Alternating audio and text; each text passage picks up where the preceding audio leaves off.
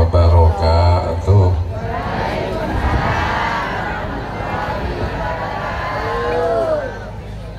Bismillahirrahmanirrahim.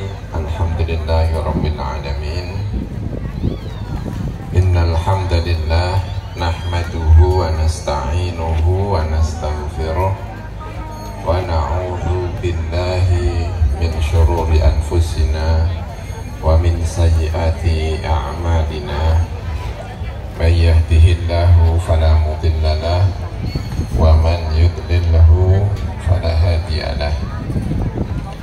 Asyhadu an la ilaha illallah wahdahu la syarika lah wa asyhadu anna sayyidana Muhammadan abduhu wa rasuluh.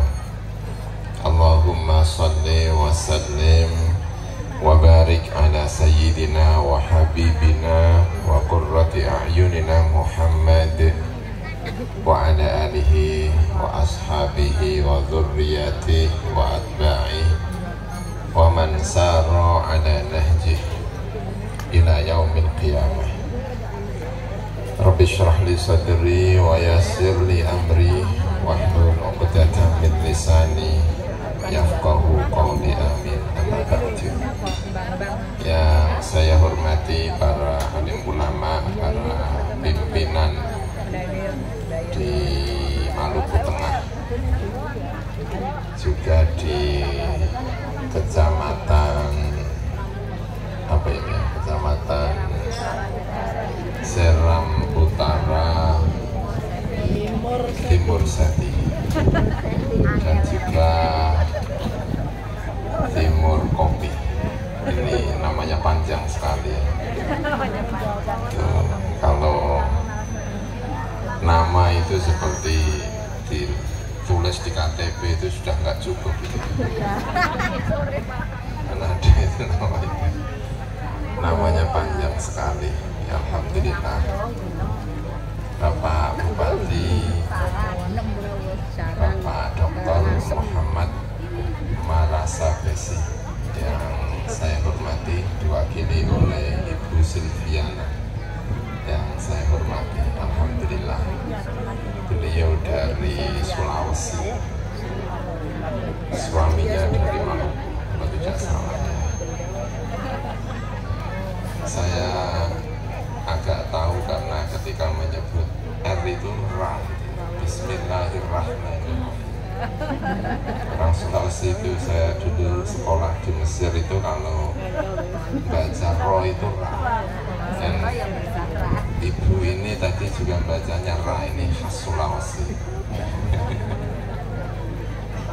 Nah, ketika kawan-kawan Sulawesi itu di Mesir itu punya teman, karena orang Mesir itu kalau baca Ro itu juga banyak yang Ra, katanya itu. Ternyata saya di sini punya teman orang Mesir itu kalau Ro itu banyak Ra. Ramsis itu kalau baca Ramsis kalau orang Mesir. Jadi punya teman. Alhamdulillah. Ini para alim ulama sudah datang. Alhamdulillah, sudah kesepuh ini belajar maji, belajar dari aslinya dulu di Lasem, di Pancur, kecamatan di samping kecamatan rumah saya itu di Lasem. Di Lasem itu ada tokoh terkenal namanya itu Mbah Sambu, Abdurrahman Basyaiban, Mbah Sambu di Lasem. Termasuk Kiai Haji Abdurrahman Wahid itu juga kalau tidak salah juga keturunan dari Mbah Sambu, Mbah Abdurrahman Basyaiban. Jadi ada keturunan Arab. Alhamdulillah. Ada tokoh-tokoh Nahdlatul Ulama juga hadir. Ini juga acara Nahdlatul Ulama Rois Syuriah hadir. Alhamdulillah.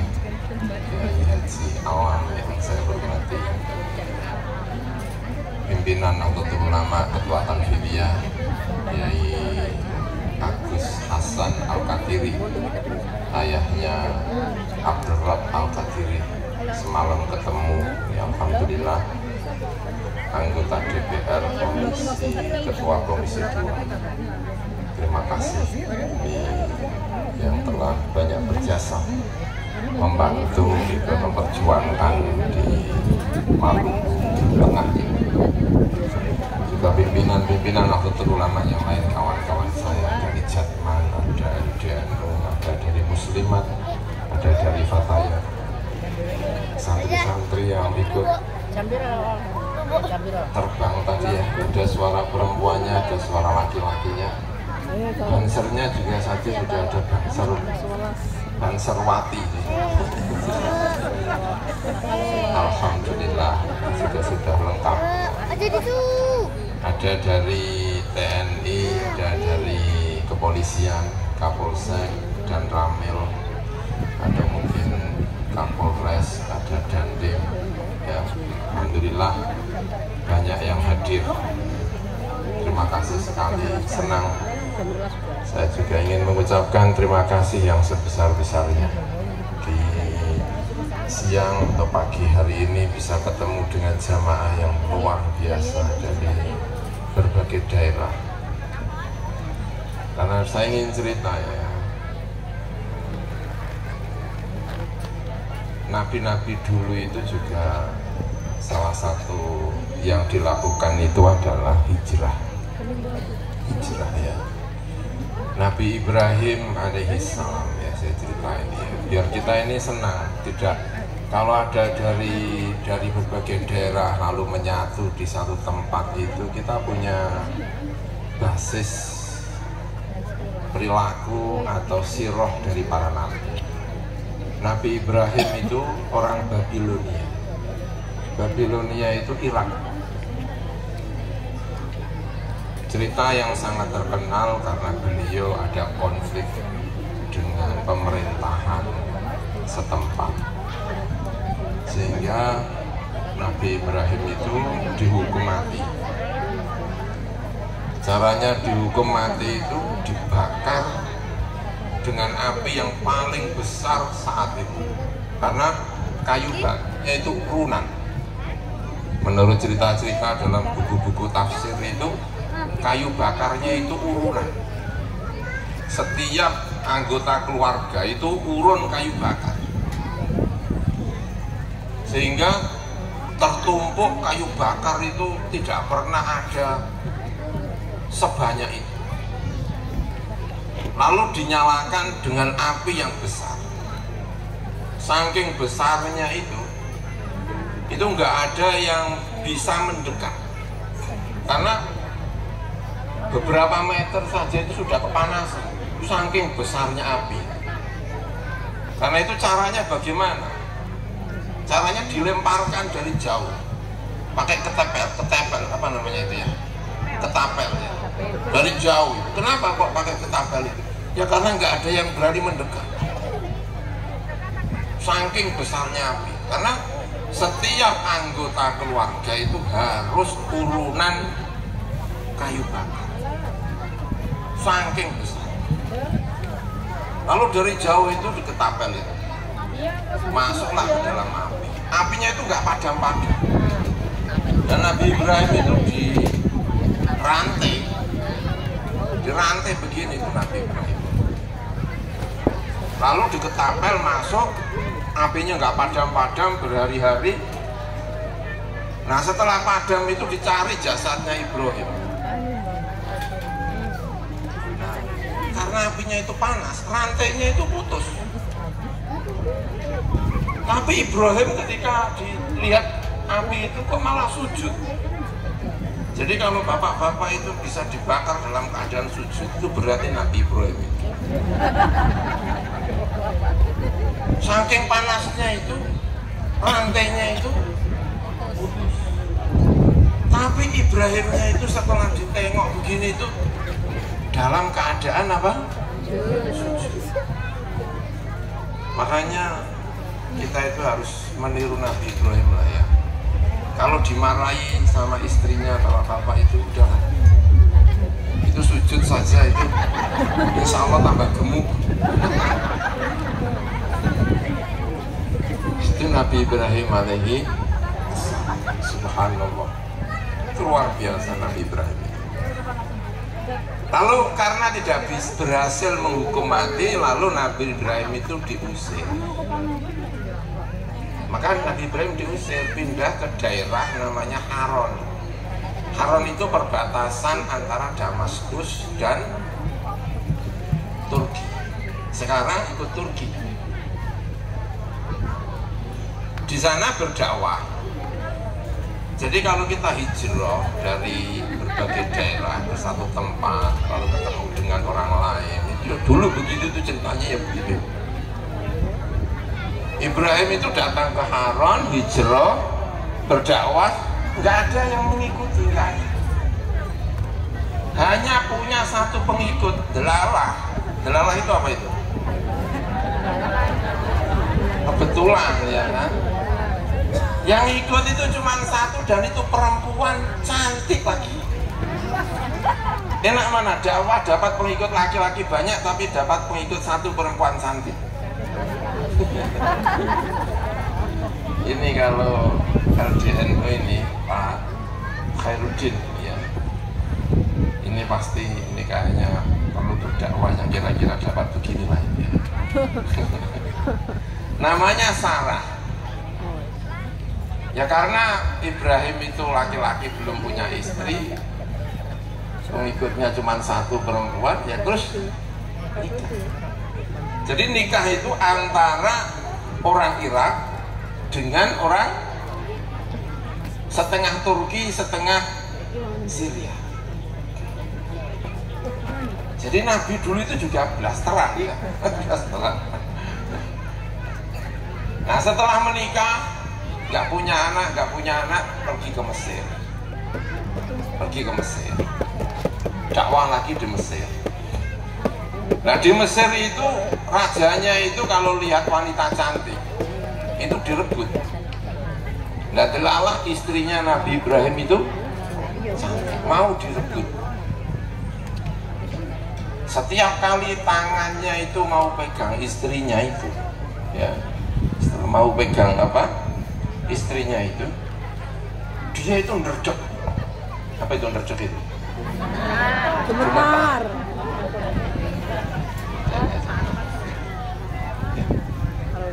Ini saya pikir sudah bagus ini ya kan. Nanti saya khawatir aja sudah cukup insya Allah ya. Gemetar. Setelah mau pegang gemetar. Saking takutnya itu dikira makhluk lain. Ini bukan manusia ini kayaknya ini. Karena itu dilepas sambil diberi hadiah seorang perempuan namanya Hajar. Nah dilalah lagi, wah dilalah itu pokoknya ya. Sarah itu tidak punya anak, sampai tua juga tidak punya anak. Nah Ibrahim itu tidak punya pengikut. Itu kalau sampai tidak punya anak, itu tidak punya kader. Alhamdulillah tadi Pak Kiai Hasan itu bilang di sini bansernya itu 200. Berarti itu kader yang luar biasa itu. Kader sampai 200 itu ya. Luar biasa, terima kasih sekali ini. Nah Ibrahim itu tidak punya kader. Itu yang berpikir itu tidak hanya Ibrahim, tapi yang berpikir itu juga istrinya Sarah. Ini kalau kita tidak sampai punya anak, tidak punya kader, lalu yang melanjutkan Nahdlatul Ulama itu siapa? Kira-kira begitu. Yang melanjutkan Islam itu siapa? Delalah itu, pokoknya Delalah ya kan? Sarah itu melirik pembantunya Hajar itu. Ini kok kayaknya cocok ini kalau dinikahkan suami saya. Ada nggak kira-kira ibu yang menawarin suaminya begini dia? Ini yang seneng ini kayaknya Mbah Dar ini. Ada nggak? Terus dinikahkan sama pembantunya Hajar itu. Jadi Hajar itu bukan kok Ibrahim nyari istri baru, bukan. Hajar itu adalah istrinya yang menikahkan suaminya kepada Hajar. Kenapa? Karena kepingin punya. untuk dijadikan kado. Hajar itu orang Mesir. Jadi Ibrahim itu nikah pertama dengan orang semi Turki dan semi apa? Syria. Nikah yang kedua itu dengan orang Mesir. Makanya kalau kita punya keluarga yang macam-macam itu ya anggaplah ini itu kayaknya keturunan para nabi. Saya itu sangat senang sekali kalau diceritain oleh orang tua saya.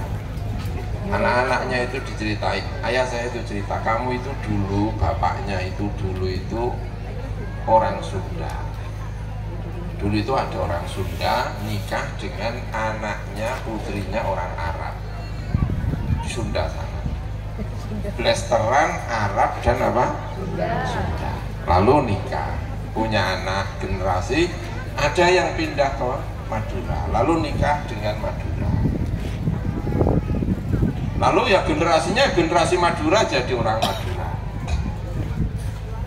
Lalu diantara generasi Madura ini ada yang pindah ke Jawa, ke rumah saya itu ke Sarang. Lalu lahirlah anak-anak ya diantaranya saya ini. Jadi kalau saya ini ketemu orang Sunda ya alhamdulillah kayaknya orang Sunda ini. Kalau ketemu orang Madura, ya orang Madura. Kalau ketemu sama Pak Kiai Hasan ya, hidungnya sudah agak mirip-mirip Pak. Tapi kalau ketemu orang Jawa ya, ini orang Jawa, alhamdulillah. Istri saya menurut cerita-cerita itu juga kakeknya ada yang dari Padang atau dari Aceh sana. Jadi nanti anak saya itu berarti setengah Aceh, setengah Madura, setengah Jawa, setengah Arab. Malah pokoknya mumet. Kapan-kapan saya tak nyari menantu dari Maluku Tengah ini. Biar tambah mumet ini, rasnya apa ini?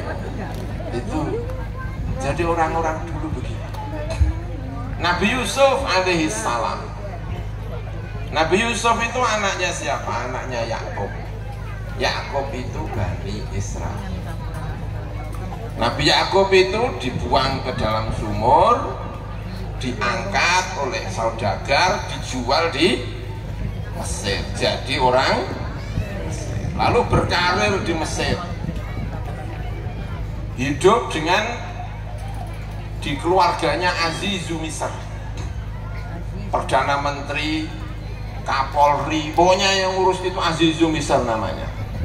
Punya istri cantik sekali, menurut cerita. Cantik sekali. Gak ada ibunya itu kok bisa jatuh cinta sama apa? Anaknya, menurut cerita-cerita. Lalu dimasukkan ke dalam penjara. Nabi Isa itu diangkat, Nabi Yusuf itu diangkat jadi nabi itu menurut pemahaman saya itu ketika di penjara. Karena cerita tentang Nabi Yusuf itu keluar mukjizat itu ketika berada di penjara. Jadi ada itu nabi itu diangkat jadi nabi justru ketika di penjara. Jadi saya itu kalau ketemu orang di penjara itu kalau disuruh suudzon teman-teman itu saya nggak bisa. Kadang-kadang saya mikir-mikir ini kayaknya calon Nabi Yusuf ya.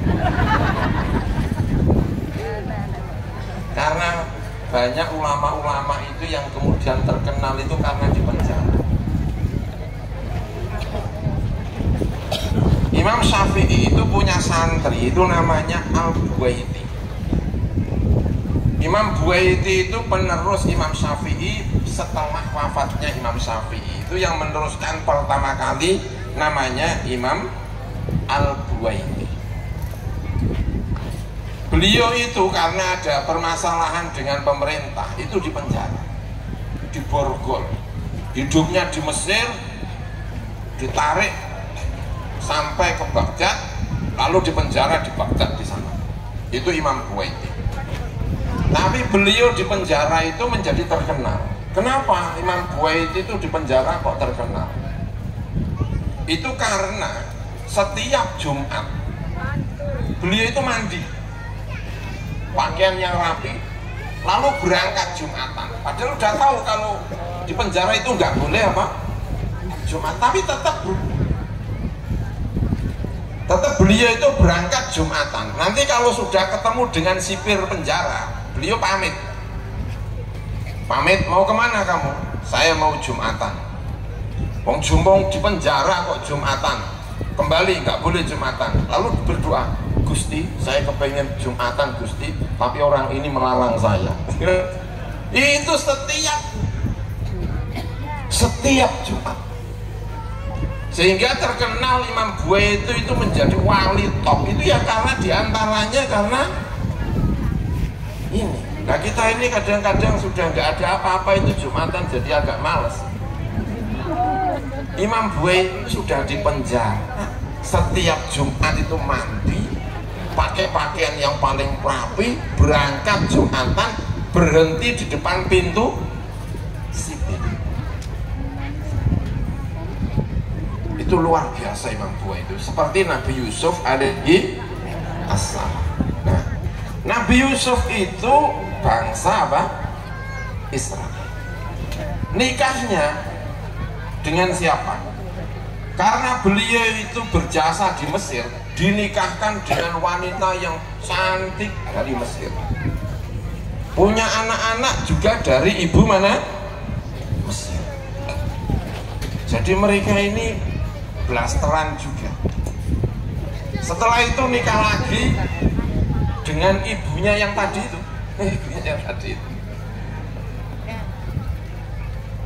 Yang ibunya yang gara-gara seneng sama anaknya lalu dipenjara itu menurut riwayat-riwayat, tapi ya itu riwayat ya kita tidak tahu benar apa tidaknya. Pokoknya riwayat-riwayat dalam buku cerita-cerita itu bilangnya begitu.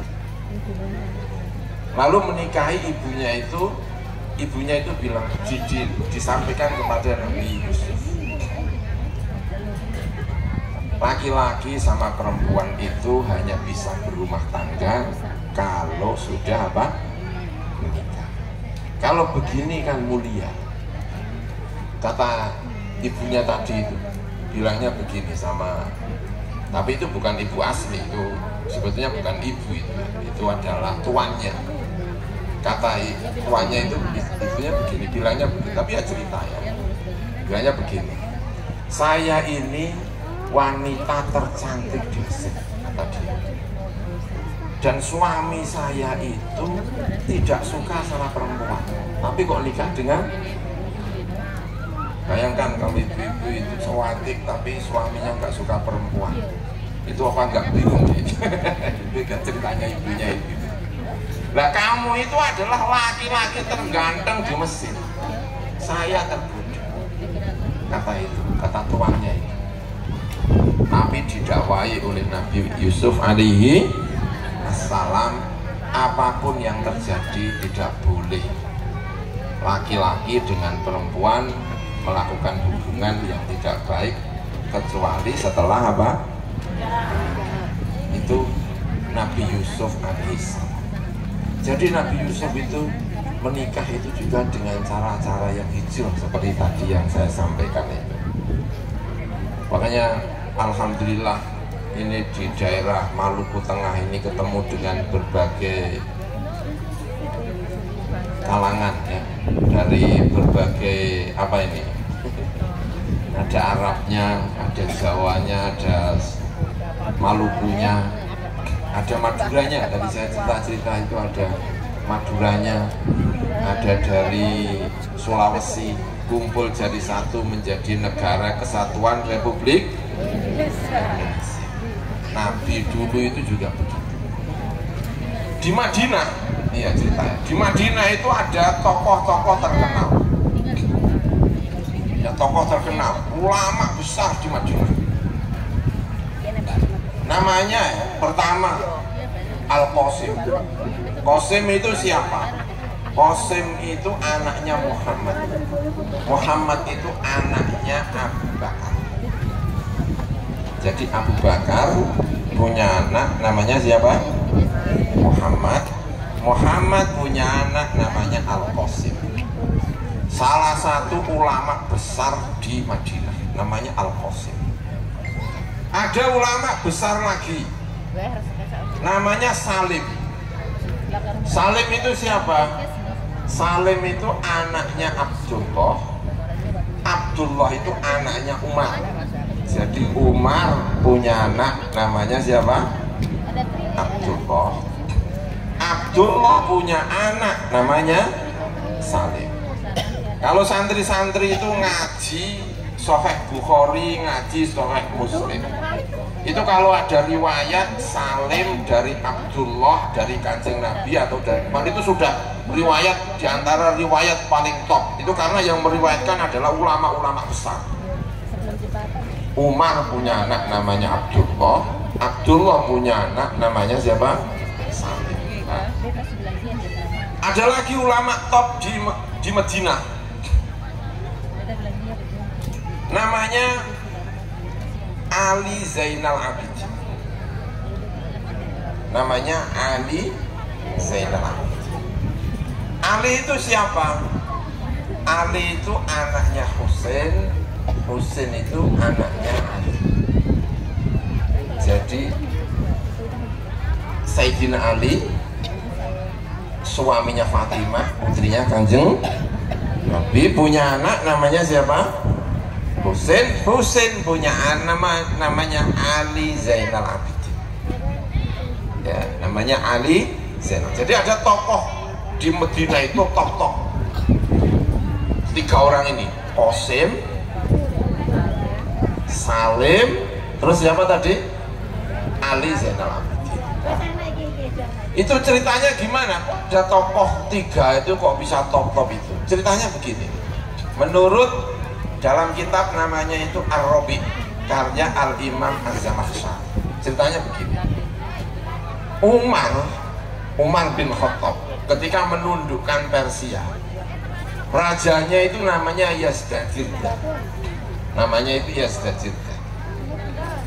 Raja Persia terakhir yang ditundukkan oleh Sayyidina Umar. Punya 3 anak perempuan cantik-cantik diboyong ke Madinah. Lalu sama Sayyidina Umar ini diapakan itu bingung. Sama Sayyidina Ali diusulkan, ini anaknya Raja Persia top, ini harus dihormati. Caranya bagaimana? Mari kita nikahkan dengan orang-orang penting di Madinah. Maka putri ini dinikahkan pertama anaknya Abu Bakar namanya Muhammad. Lalu kedua dinikahkan oleh anaknya Umar namanya Abdullah. Yang ketiga dinikahkan oleh Husain anaknya Sayyidina Ali. Lalu dari Arab blasteran apa ini? Itu lahir anak-anak top. Yang pertama namanya Salim, yang anaknya Abdullah, Al-Qasim yang anaknya Muhammad, lalu lahir Ali Zainal Abidin, itu anaknya siapa? Husain. Subhanallah. Makanya ini ketemu dengan berbagai apa ini jadi menyenangkan sekali ya. Semoga kader-kader kita semakin banyak di negeri Maluku Tengah ini. Amin ya robbal alamin. Padu menjadi NKRI seperti kita bayangkan zamannya Kanjeng Nabi Muhammad Sallallahu Alaihi Wasallam, mengkader para santri-santrinya, dikader dengan sebaik-baiknya oleh Kanjeng Nabi. Dengan cara seperti ini, insya Allah Indonesia akan menjadi baldatun thayyibatun wa rabbun ghafur, negeri yang baik dan Allah yang maha mengampuni. Jadi pertama yang ingin saya sampaikan adalah bahwa kita ini buminya Allah Subhanahu wa Ta'ala. Kita dimanapun, pergi kemanapun, dari daerah manapun, itu dulu yang seperti ini itu punya sejarah dari Nabi Muhammad Sallallahu Alaihi Wasallam. Ya, Nabi Muhammad itu keturunan Ismail. Ismail itu ibunya Mesir, bapaknya orang mana? Babilonia. Orang Babilonia, Irak, nikah dengan Mesir, lahir Ismail. Ismail lalu dibawa ke Mekah, nikah dengan orang Arab, lalu lahirlah Nabi Muhammad Sallallahu Alaihi Wasallam. Jadi Nabi Muhammad itu dari mana? Dari Irak, dari Mesir, lalu ke sana.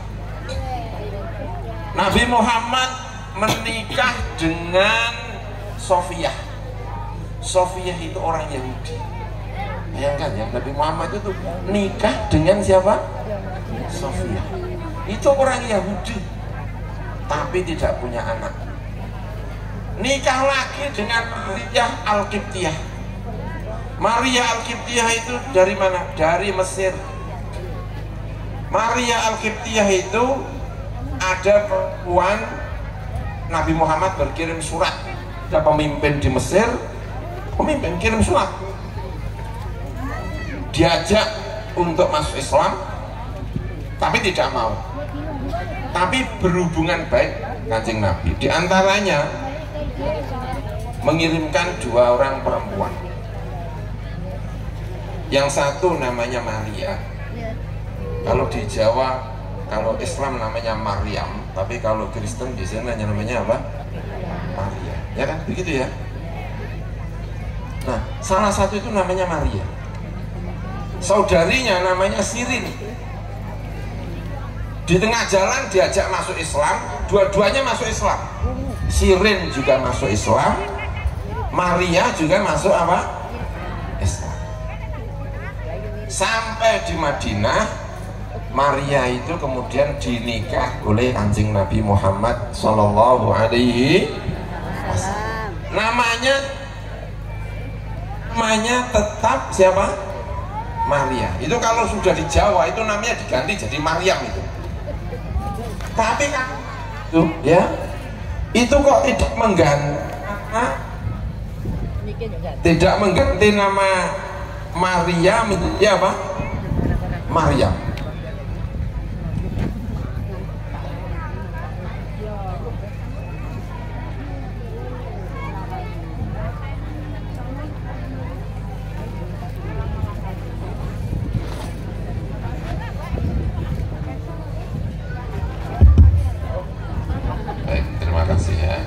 Jadi Nabi itu punya istri namanya Maria.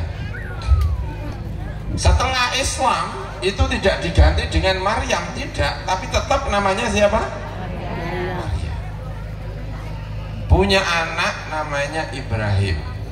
Tapi sayang, Ibrahim usianya beberapa bulan atau berapa tahun, pokoknya masih kecil, itu kemudian wafat. Tapi Nabi itu pernah nikah dengan Yahudi, pernah nikah dengan siapa? Orang Islam. Jadi Nabi pun melakukan itu ya. Nabi juga melakukan itu.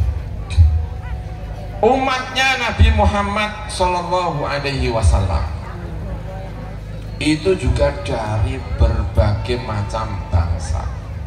Sejak zaman Kanjeng Nabi, Dan Nabi itu punya penghormatan yang luar biasa. Jika ada Muslim itu tidak dari bangsa Arab, itu justru mendapatkan penghormatan yang luar biasa. Di jalan saya cerita sama Kiai Hasan tentang betapa Kanjeng Nabi itu menghormati seperti orang-orang kita semuanya ini. Dari berbagai bangsa itu dihormati oleh Kanjeng Nabi Muhammad Sallallahu Alaihi Wasallam. Luar biasa Nabi Muhammad itu ya. Yang terkenal itu diantara berbagai bangsa itu ada namanya Salman Al-Farisi. Siapa yang tidak kenal Salman Al-Farisi? Di ITB itu, Institut Teknologi Bandung di Jawa Barat itu, masjidnya namanya Masjid Salman. Kenapa ITB itu namanya kok Masjid Salman? Karena dianggap Salman itu adalah insinyur top yang memberi usul kepada Kanjeng Nabi agar membangun parit ketika perang. Itu Salman Al-Farisi. Salman Al-Farisi itu orang mana? Ya seperti namanya, Al-Farisi, orang Persia. Salman itu dulu agamanya itu Majusi, penyembah api. Anaknya pendeta yang bagian ngurusi apinya tempat ibadahnya orang Majusi itu Salman Al-Farisi. Tapi dia tidak suka dengan menyembah api, karena itu dia keluar dari kependetaan itu lalu mencari agama yang lebih baik. Itu Salman Al-Farisi. Ketemu dengan muridnya Nabi Isa alaihissalam. Ketemu dengan muridnya Nabi Isa, lalu mengikuti agamanya Nabi Isa. Setelah wafat, gurunya itu wafat, beliau pesan, akan datang seorang nabi, kamu cari nabi ini. Maka dia mencari nabi itu. Di tengah jalan beliau itu ditawan lalu dijual, maka menjadi budak. Salman itu menjadi budak, statusnya itu Salman itu budak. Lalu datang ke beliau di Madinah menjadi budak. Ketika Nabi Muhammad itu datang ke Madinah, Salman itu ikut menjemput, karena beliau baca tentang alamat Nabi yang datang. Itu beliau membaca. Salah satunya alamatnya itu, kalau diberi sedekah tidak menerima, tapi kalau diberi hadiah menerima. Itu Nabi Muhammad. Maka begitu Nabi Muhammad itu datang, Salman itu membawa sesuatu diberikan kepada Muhammad. Apa ini? Sedekah. Lalu dijawab oleh Nabi Muhammad, saya tidak menerima sedekah. Lalu besoknya datang lagi, memberi hadiah lagi kepada Nabi Muhammad. Apa ini? Hadiah. Kalau hadiah saya menerima. Jadi kalau Nabi Muhammad itu kalau sedekah tidak menerima, tapi kalau hadiah itu apa? Menerima. Tahu nggak bedanya apa sedekah dengan hadiah? Kalau sedekah itu karena kasihan, itu namanya sedekah. Ada orang minta-minta terus kamu kasih, itu namanya apa? Sedekah. Tapi kalau hadiah itu pemberian untuk memberi hormat, itu namanya hadiah. Maka jangan sekali-kali memberi hadiah kepada orang tuanya dikasih nama sedekah. Pak, ini sedekah saya. Itu kurang ajar tuh kalau bahasa Jawanya.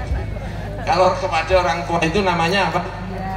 Hadiah. Jangan sampai menyebut sedekah.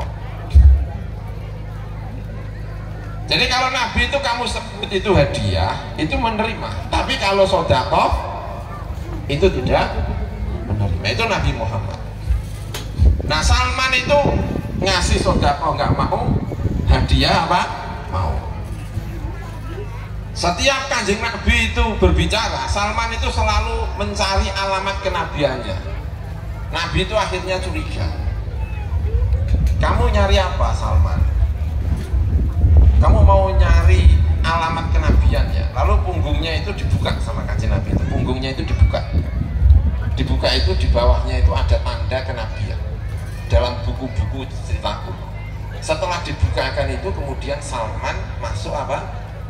Islam. Itu cerita tentang Islamnya Mas Salman. Salman itu jadi orang Majusi, orang apa?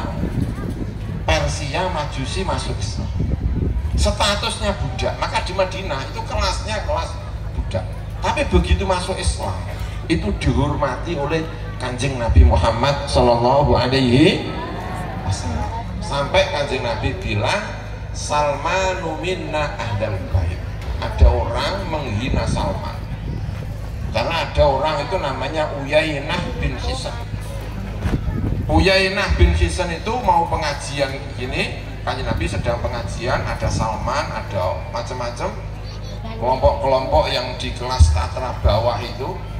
Uyainah itu orang top, ikut pengajian itu sambil bilang begini, Muhammad, saya mau pengajian, tapi tolong yang seperti Salman ini nyingkir dulu. Ada orang yang kayak gini.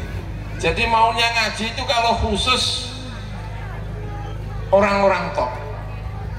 Nabi langsung marah. Nabi bilang Salmanu minna ahlal bait.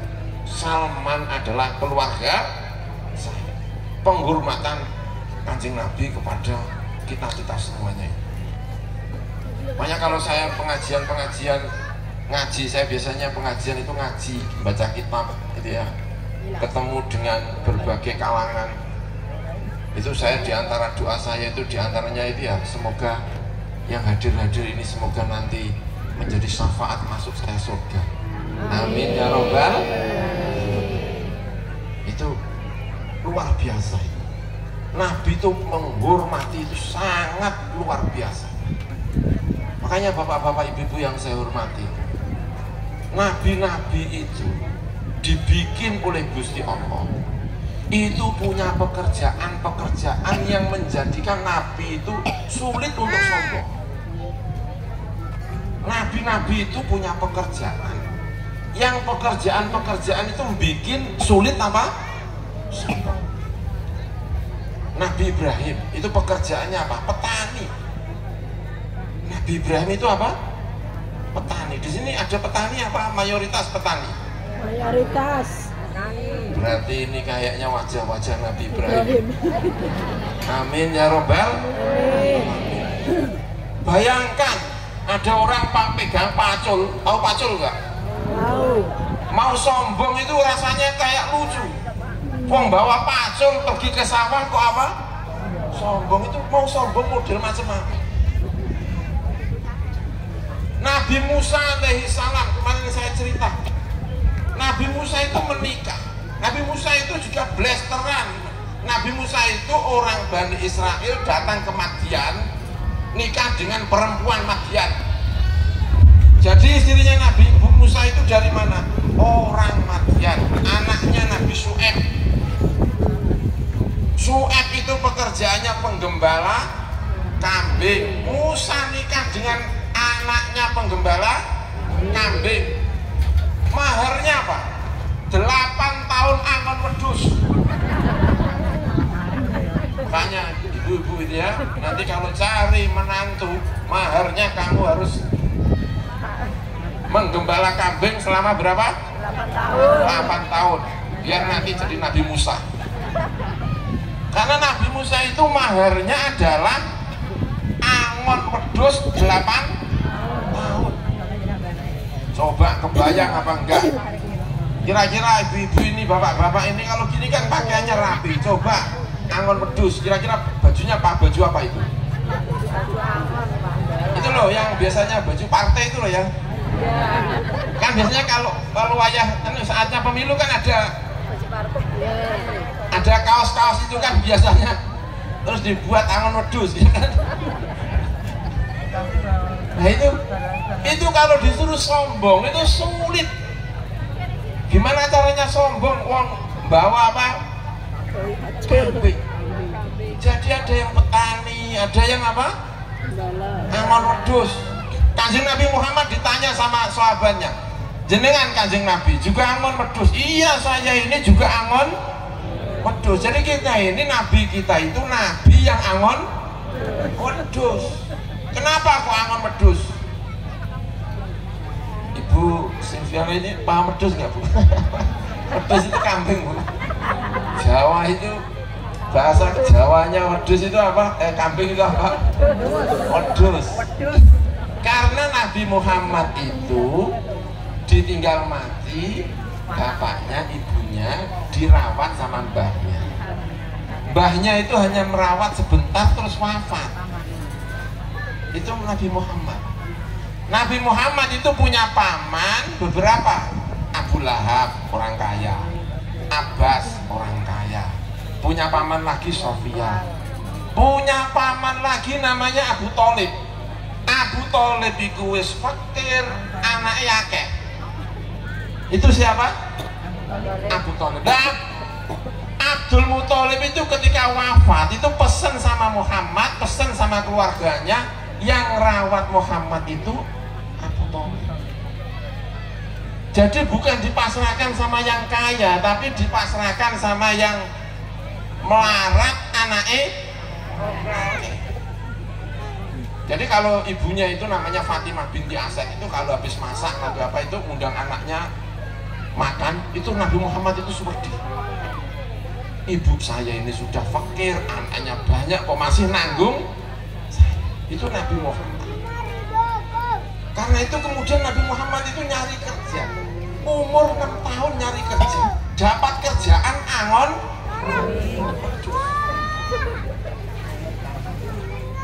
Tapi di sini bapak-bapak nggak pernah menudus kayaknya ini. Apa sapi ya?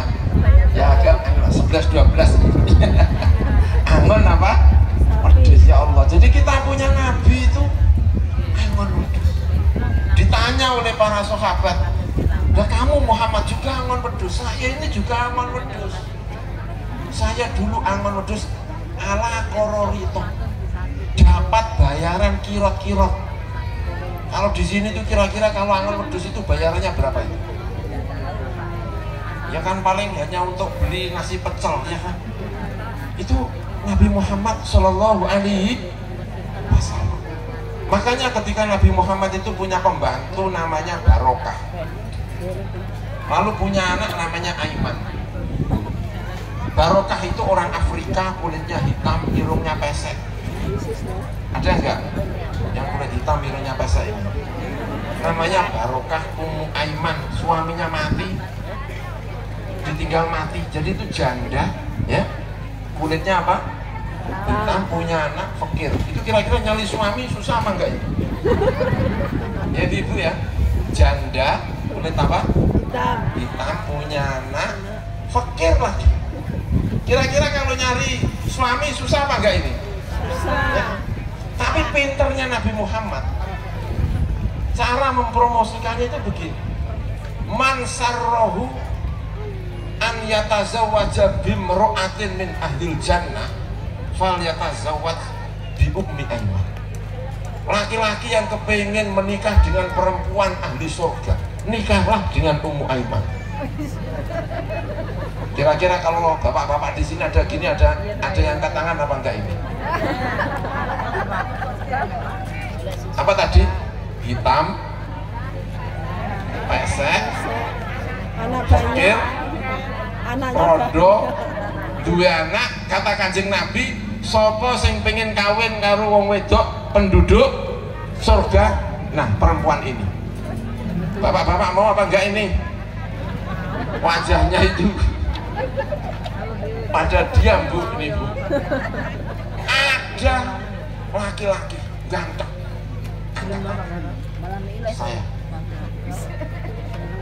saya bayangkan ini siapa ini? Ketua Jatman ini mungkin ya. Saya ganteng, namanya Zaid bin Harisah. Maka nikahlah beliau dengan.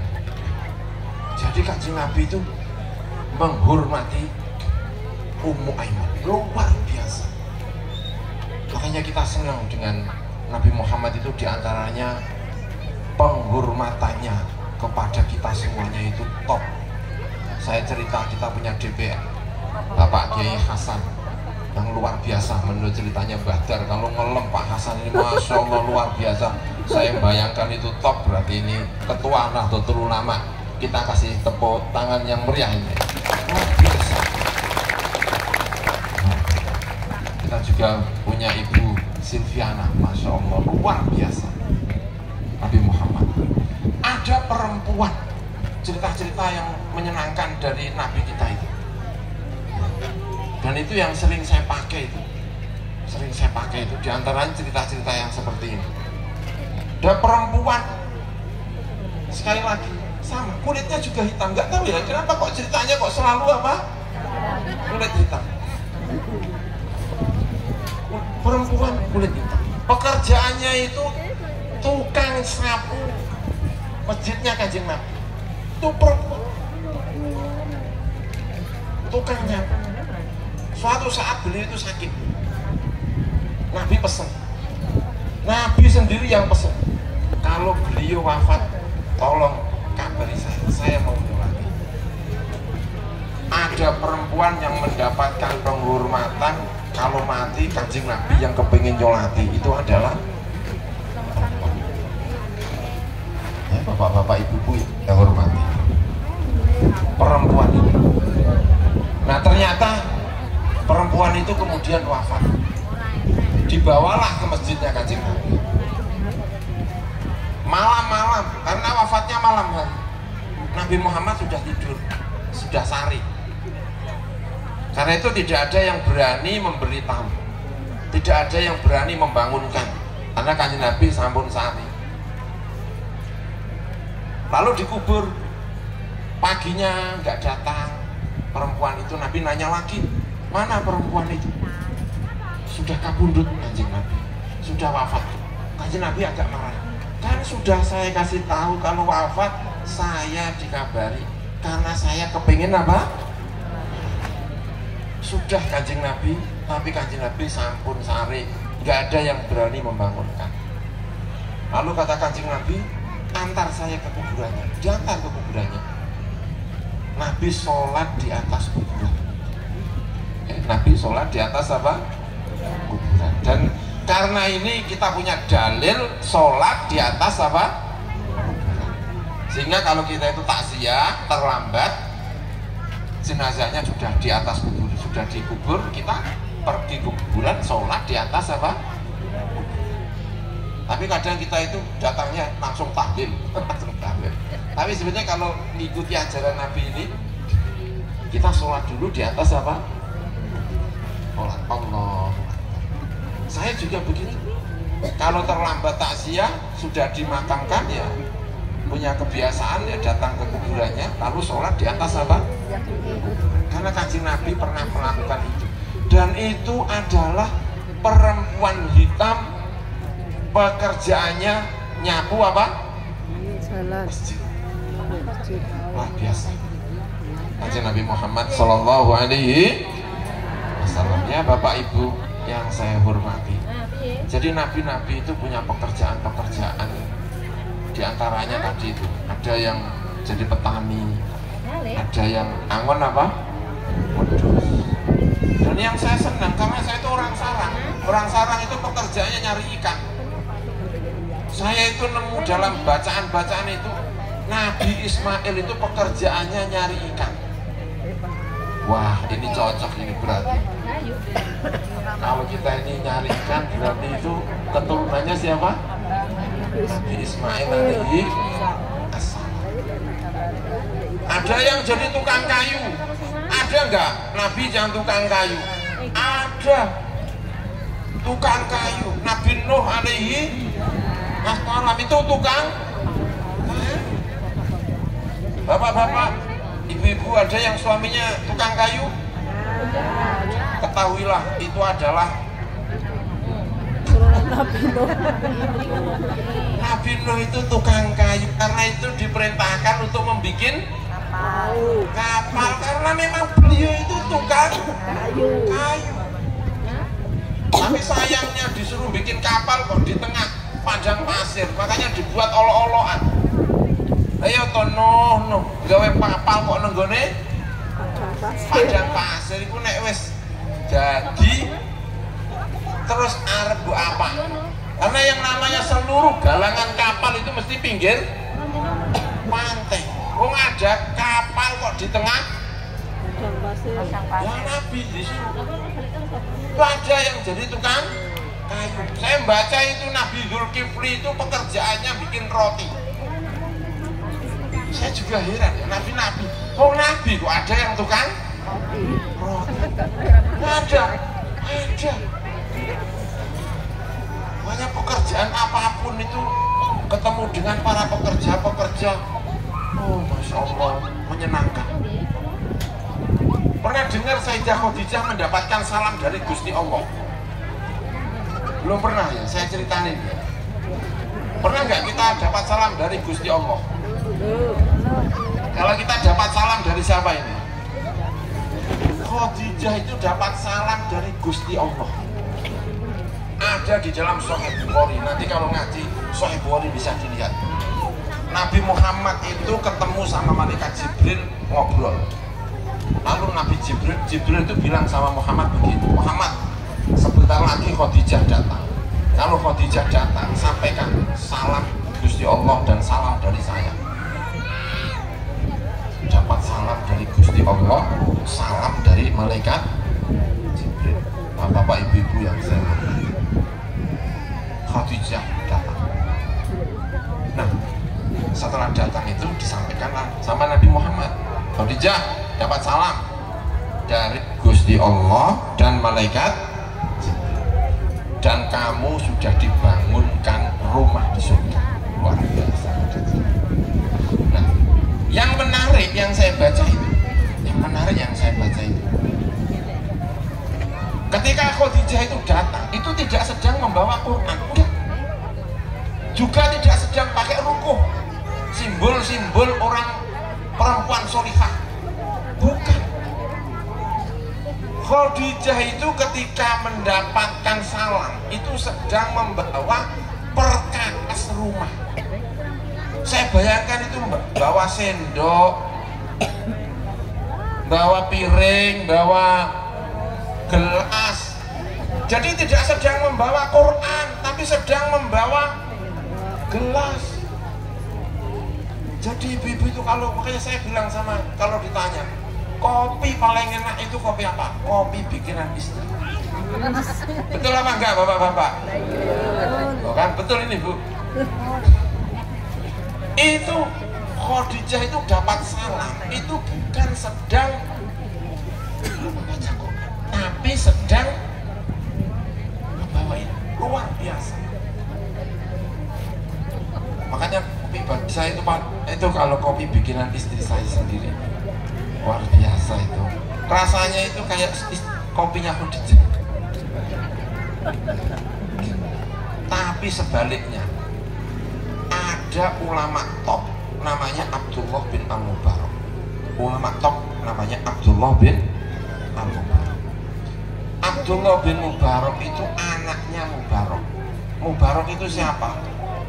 Mubarak itu adalah penjaga kebun apel. Penjaga kebun apa? Apel. Itu penjaga kebun apel.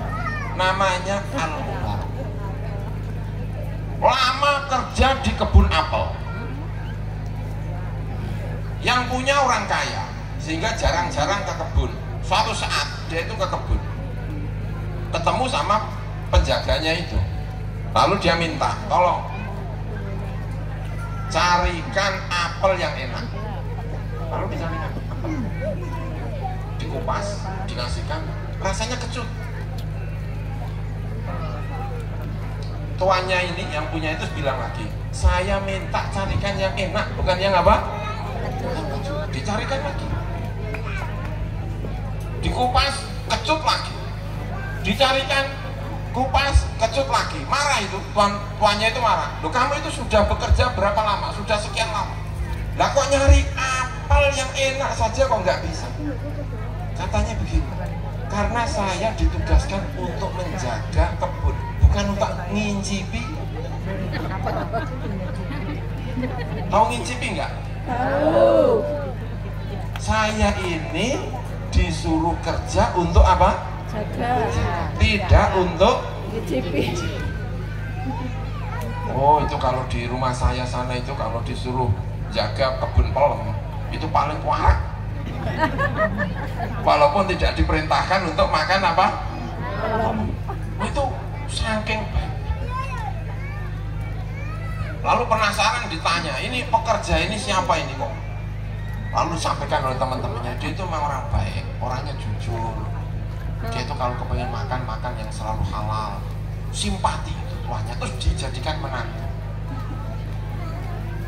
Lalu lahirlah anak orang top namanya Abdullah bin Mubarak. Abdullah bin Mubarak itu winter. Kalau kita membaca buku-buku hadis, itu akan menemukan nama orang ini banyak sekali. Karena dia itu adalah guru top. Selain guru top, Abdullah itu juga pedagang sukses, kaya raya, ahli dagang. Selain itu, suka juga menjadi tentara. Banser. Jadi banser. Banser, kaya, winter. Ada nggak ini kira-kira banser yang model gini nih? Kaya, ya, winter, ahli ibadah, senengannya perang. Di perbatasan, menjaga perbatasan. Pokoknya dia itu tentara. Itu namanya Abdullah bin Mubarak. Nah, suatu saat beliau itu sedang berada di daerah perbatasan untuk menjaga negara Islam itu waktu itu. Karena waktunya ngaji, beliau ngaji. Orang namanya kiai. Ya tentara, ya apa? Ya. Itu Abdullah bin Mubarak. Ditanya ngaji gini itu, ditanya sama santrinya, ada nggak pekerjaan yang lebih baik daripada pekerjaan kita ini? Menjaga negara. Kalau kita kalah, itu taruhannya adalah apa? Ya. Abdullah bin Mubarak itu jawabannya itu begini, dan itu masuk dalam hati saya. Beliau bilangnya itu begini, ada apa itu? Seorang laki-laki malam hari bangun menata tidurnya anak-anaknya, itu lebih baik daripada jihad fi sabilillah. Karena biasanya Bu ya, kalau malam-malam bangun lalu menata tidurnya anak-anak itu bapak-bapak apa ibu-ibu? Ibu. Itu kalau ditanya itu bapak-bapak apa ibu-ibu? Ibu. Nah ini ada bapak-bapak kok malam hari bangun jam berapa? Jam 2, jam 3 menata tidurnya. Itu lebih baik daripada jihad. Ini menurut bacaan saya ini luar biasa. Jadi kopi paling enak itu kopi bikinan apa? Tapi suami yang baik itu suami yang apa Bu? Yang bangun di malam hari menata tidurnya Anak. katanya menata tidurnya istri. Saya tanya, memang biasanya begitu kalau saya tanya suami itu Bu. Bapak-bapak kalau bangun tengah malam, anaknya apa ibunya? Katanya yang dicari itu mesti apa? Nggak pernah nanya. Alhamdulillah. Jadi siang hari ini terima kasih sekali ketemu dengan orang banyak muslim dari berbagai daerah. Itu kita percaya, itu nabi-nabi dulu juga begitu. Ada nikah Jawa dengan Sumatera, Jawa dengan Maluku, Maluku dengan Makassar. Itu semoga anak-anaknya seperti anak-anak yang saya ceritakan tadi. Amin ya Rabbal alamin. Semoga ibu-ibu masih suka membuat kopi untuk suaminya. Amin ya Rabbal alamin. Semoga suaminya kalau malam hari bangun tidak nanya ibunya saja, tapi jika nanya anak. Terima kasih, itu barangkali yang bisa saya sampaikan. Alhamdulillah kemarin berada di gunung agak dingin, sekarang lumayan panas ya. Alhamdulillah, semoga sehat semuanya. Amin ya Rabbal alamin. Semoga Indonesia tetap menjadi NKRI untuk kita semuanya, menjadi baldatun thayyibatun wa rabbun ghafur. Semoga kita menjadi umatnya Nabi Muhammad yang baik. Besok kita dan anak-anak kita bisa mendapatkan rezeki ketemu dengan Nabi Muhammad sallallahu alaihi wasallam. Amin ya Rabbal alamin. Al-Fatihah. A'udzubillahi minasyaitonir rajim. Bismillahirrahmanirrahim. Alhamdulillahi rabbil alamin arrahmanir rahim maliki yaumiddin. Iyyaka na'budu wa iyyaka nasta'in. Ihdinas siratal mustaqim siratal ladzina an'amta 'alaihim ghairil maghdubi 'alaihim waladdallin. Amin. Bismillahirrahmanirrahim. Allahumma lakal hamdu 'ala hidayatika wa taufiqik wa lakal syukru على نعمك السابغة وآلائك الظاهرة والباطنة. اللهم لا نحصي ثناء عليك أنت كما أثنيت على نفسك، فلك الحمد ولك الشكر حتى ترضى. اللهم صل وسلم وبارك على سيدنا محمد وعلى آله وصحبه. اللهم إنا ظلمنا أنفسنا ظلما كثيرا ولا يغفر الذنوب إلا أنت، فاغفر لنا مغفرة من عندك وارحمنا إنك أنت الغفور الرحيم. اللهم علمنا ما ينفعنا وانفعنا بما علمتنا. اللهم أرنا الحق حقا وارزقنا اتباعه وأرنا الباطل باطلا وارزقنا اجتنابه. اللهم اجعلنا من الذين يستمعون القول فيتبعون أحسنه. اجعلنا من الذين يستمعون القول فيتبعون أحسنه. اللهم بارك لنا في أرزاقنا، اللهم بارك لنا في أولادنا، اللهم بارك لنا في أسرتنا، اللهم بارك لنا يا الله في معاهدنا وفي مساجدنا وطلابنا وطالباتنا. اجعلنا وإياهم من عبادك الصالحين، من عبادك المتقين. اللهم ارزقنا رؤية وجهك الكريم ولقاء نبيك الكريم محمد صلى الله عليه وسلم. اللهم شفعه فينا، شفعه فينا، شفعه فينا. اللهم إنا نسألك أن تجعلنا قدوة خير لأولادنا. اللهم اجعلنا يد خير لأولادنا. اللهم اكتب لنا ولهم النجاة، خير النجاة في الدنيا والآخرة. اللهم لا تدع لنا في مقامنا هذا ذنبا إلا غفرته، ولا هما إلا فرجته، ولا عيبا إلا سترته، ولا مريضا إلا شفيته، ولا حاجة من حوائج الدنيا والآخرة لنا بها صلاح وهي لك رضا إلا قضيتها ويسرتها يا أرحم الراحمين. ربنا ظلمنا أنفسنا وإن لم تغفر لنا وترحمنا لنكونن من الخاسرين. ربنا آتنا في الدنيا حسنة وفي الآخرة حسنة وقنا عذاب النار. وصلى الله على سيدنا محمد وعلى آله وصحبه وبارك وسلم. الحمد لله رب العالمين. الفاتحة. أعوذ بالله من الشيطان الرجيم. بسم الله الرحمن الرحيم. الحمد لله رب العالمين الرحمن الرحيم مالك يوم الدين.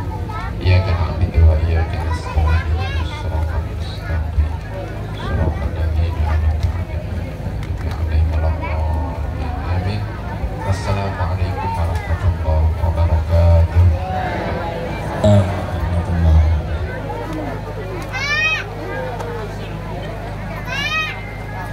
Kepada para jamaah di sini sampaikan infak dan sedekah dari Bapak Ibu semuanya. Alhamdulillah, terima kasih.